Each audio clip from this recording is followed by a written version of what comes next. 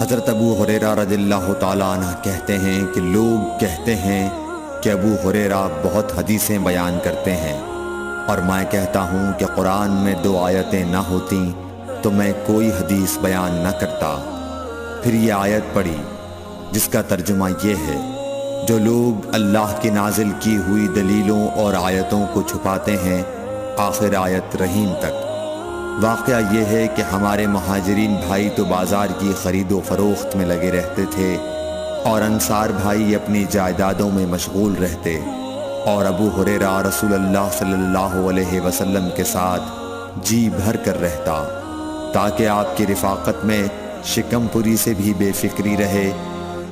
اور ان مجلسوں میں حاضر رہتا جن مجلسوں میں دوسرے حاضر نہ ہوتے، اور وہ باتیں محفوظ رکھتا جو دوسرے محفوظ نہیں رکھ سکتے تھے۔